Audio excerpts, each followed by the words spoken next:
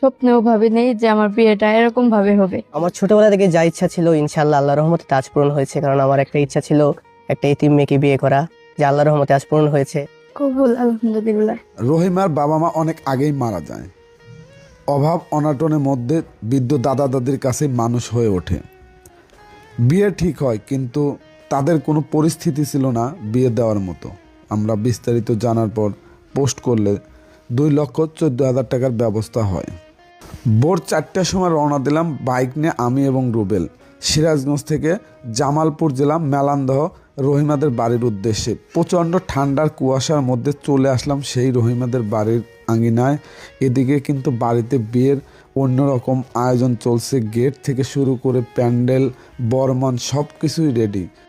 এত সুন্দর বিয়ের বেনারসি শাড়ি এবং হলুদের শাড়িটা ঢাকা থেকে আমাদের এক পরিচিত আন্টি পাঠিয়েছেন। এবার দোকানে গিয়ে বিয়ের ওড়না সহ যা যা লাগে সব কিছুই, পাশাপাশি মেয়ের জন্য একটা সুন্দর উন্নত মানের গায়ের চাদর কেনা হলো, তার দাদার জন্য একটা সুন্দর দেখে পাঞ্জাবি, একটা লুঙ্গি এবং দাদির জন্য সুন্দর ডিজাইন দেখে একটা কাপড়ও কেনা হলো।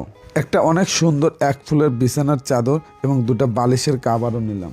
এরপর চলে গেলাম কসমেটিকের দোকানে। কসমেটিকের দোকানে গিয়ে চুড়ি, বেন্টি ব্যাগ, তেল, লোশন সহ নিত্য প্রয়োজনীয় যা দোকানে আছে সব কিছু কেনাকাটা করলাম। এরপর জুতোর দোকানে গিয়ে একটা সুন্দর ডিজাইনের আমরা জুতোও কিনলাম। শুরু হলো বিয়ে বাড়িতে বিয়ের আয়োজন। সকালবেলা পেঁয়াজ থেকে শুরু করে গ্রামবাসী সবাই মিলে অনেক সুন্দরভাবে কাটার কাজ চলছে।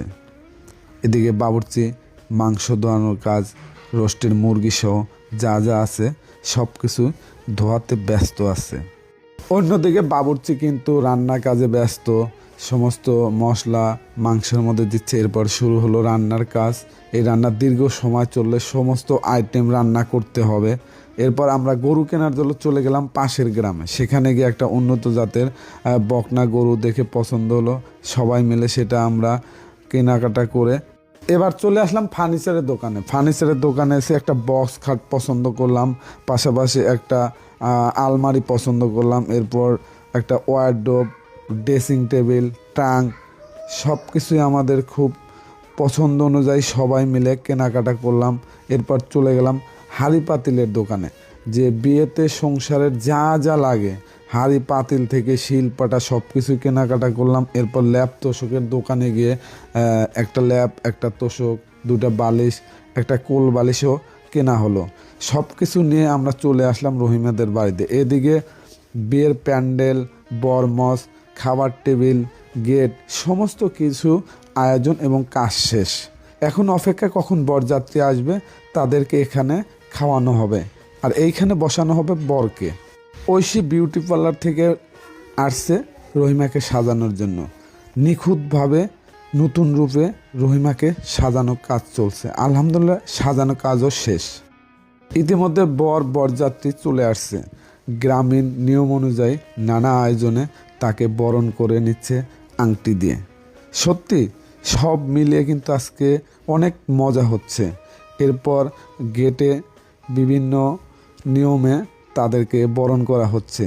পাশাপাশি সবাই কিন্তু অনেক আনন্দ উপভোগ করছে। সত্যিকার অর্থে বরযাত্রীরা অনেক খুশি সব কিছু আয়োজন দেখে। তারপর বরকে নিয়ে যাওয়া হচ্ছে বরমঞ্চের দিকে। সবাই মিলে হাসি খুশিভাবে বরকে এনে বসানো হলো বরমঞ্চে। এরপর